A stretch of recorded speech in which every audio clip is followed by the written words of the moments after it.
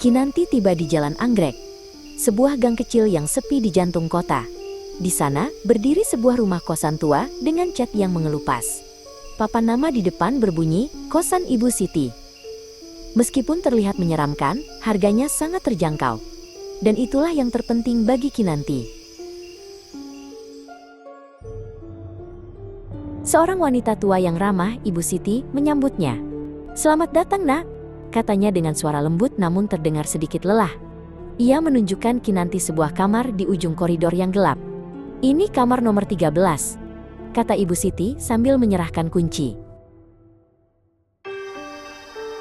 Kinanti mulai menata barang-barangnya. Kamar itu kecil, tetapi bersih. Ia membuka jendela dan membiarkan udara masuk. Tiba-tiba, ia mencium aroma melati yang samar-samar, seperti wangi teh yang baru diseduh. Kinanti mengabaikannya, menganggap itu hanya wangi dari bunga di taman.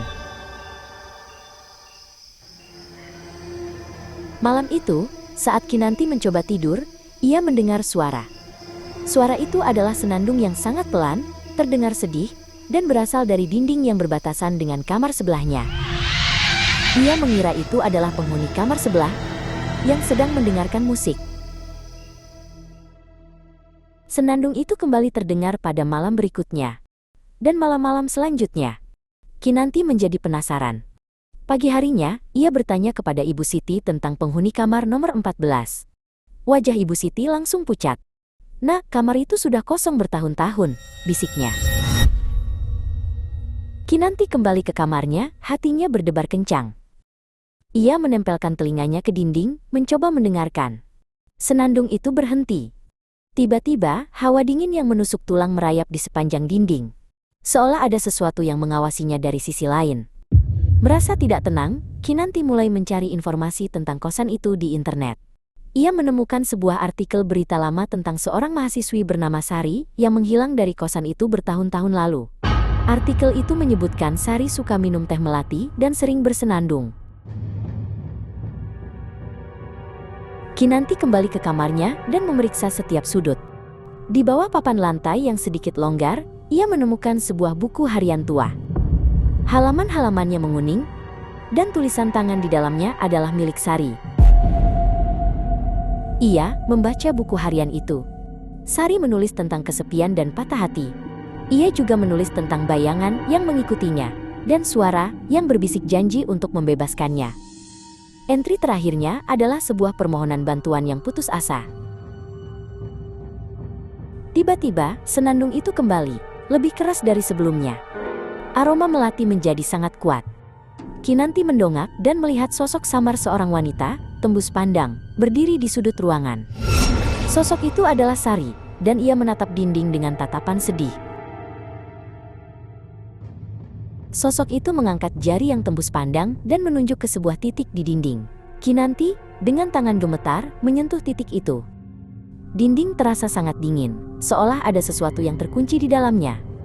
Senandung itu berhenti, dan sosok Sari perlahan memudar. Kinanti berdiri sendirian di kamar yang sunyi.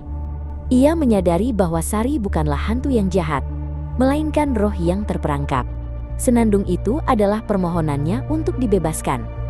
Kinanti tahu, ia harus melakukan sesuatu untuk membantu Sari menemukan kedamaian. Kinanti segera mencari Ibu Siti. Ia menemukan wanita tua itu sedang menyapu halaman depan. "Ibu," kata Kinanti, suaranya mantap. "Saya rasa saya tahu apa yang terjadi. Saya butuh sesuatu untuk membongkar dinding kamar saya." Ibu Siti menatapnya dengan cemas.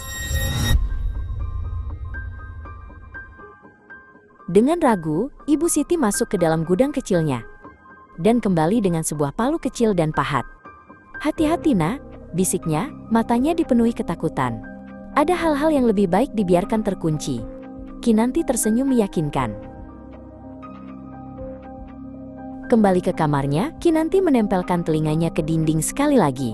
Ia bisa mendengar senandung itu, tetapi kali ini, senandung itu terdengar penuh harapan. Ia mulai memahat plester di titik yang ditunjuk Sari. Setiap ketukan terasa seperti memecahkan sebuah teka-teki. Setelah beberapa saat, sebuah bagian dinding runtuh menampakkan sebuah rongga kecil.